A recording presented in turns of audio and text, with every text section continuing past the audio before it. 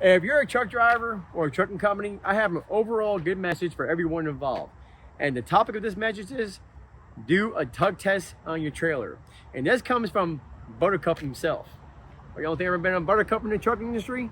There was a time where I think I was running for the president of the Buttercup Club. And that's no lie.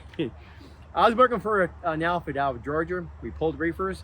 And this is a really good owner. He really loved his drivers. You know what? We loved him too. We all had W900s. They weren't studios, but they were really nice trucks. But we did have one studio that was on the premises, and I happened to be in the right place at the right time to end up in the studio.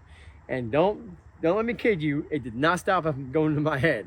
I felt like I was the man. That was until I was coming up through Colorado, port of entry into Wyoming, and I needed a permit. Didn't have the correct permit. They allowed me to drop my trailer, went over to Flying J, got a permit, took care of my business, and I was on the way out of this weigh station. Now, back then, I was a meatball. I was chubby, I was naive, and I loved trucking. So when I'm leaving the weigh station, boom, there it was. I don't gotta tell you, I dropped my trailer. All I wanted to do was suck my thumb and climb down the deepest hole there was.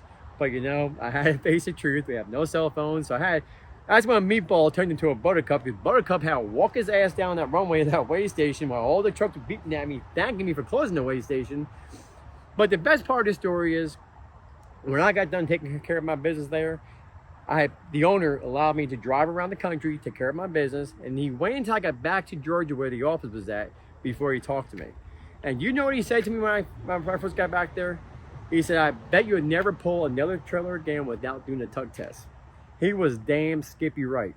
And the moral of the story is, if you're a company, your drivers are not perfect, just like you're not.